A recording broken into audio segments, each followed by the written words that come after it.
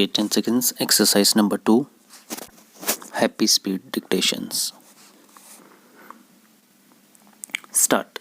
Sir, I rise to support the Juvenile Justice, Care and Protection of Children Amendment Bill 2011 with the hope that this will take care of the mentally ill juveniles of our country. While supporting this bill, I have a few observations to make. The mental hospitals and nursing homes in our country are not in adequate number, and particularly those hospitals in the public sector are in a very wretched condition. I cannot, being a doctor, also tell this house with much emphasis that sending our mentally ill juveniles to those places will help to get rid of their problems. Rather, they will be plunged into further problems. So, before sending them to those hospitals, the health of these hospitals should be taken care of first. My second point is that due to the present socio-political economy milieu, mental illnesses are increasing all over the world. It is also engulfing the tender brain of our children. As a result of social unrest, uncertainty of livelihood, and deterioration of social and moral values, including familial disharmony, children are falling victims of mental diseases. The present amendment has promises to deal with mentally ill children. But can we find any bill which can prevent the development and spread of such illnesses? We must ponder over the present socio-economic system which is producing such maladies. Mental illness still remains a stigma in our society. The affected persons are not treated well.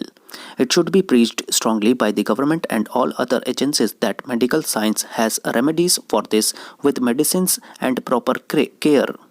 As mentioned by Honorable Member, mental patients are kept in jails due to provisions in the Mental Health Act 1987. This is an old act and requires complete revision.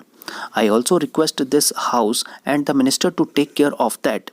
I will appeal that no such mental ill patient, including the juvenile, should ever be sent to jails according to the provisions of this act. In West Bengal, there is a very old and famous hospital, Mankundu Mental Hospital at Hooghly district. If properly taken care of by the central and the state governments for its revival, lots of juvenile mentally ill patients and mentally challenged adult patients will get benefit of this hospital. So it should be taken care of properly. Drugs for mental illness are very costly nowadays. The government should ensure that these drugs should be made cheaper and should be regularly supplied to the homes and hospitals. Many of previous speakers have mentioned that the condition of the hospitals, particularly of the homes and shelters, is very bad. Violation of child rights, malnutrition and maltreatment are going on there.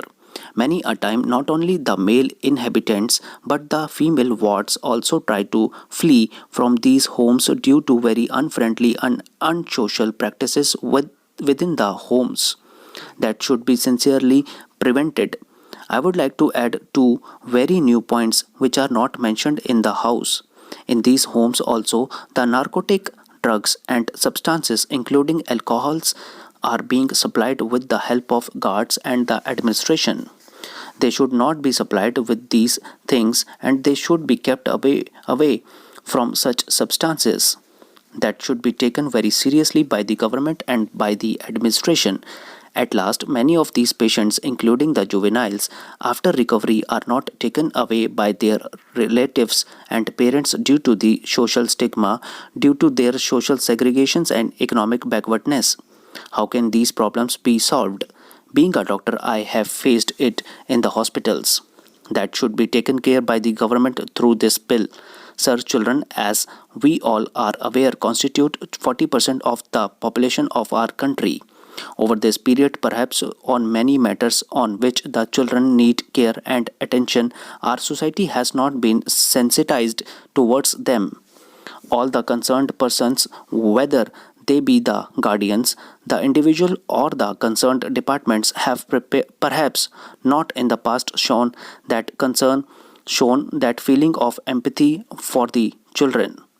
Coupled with the fact there has not been adequate data available to these agencies that led to a situation where we have not been able to what we intended to do for the children and what we must do for the children, the most vulnerable sections of our society.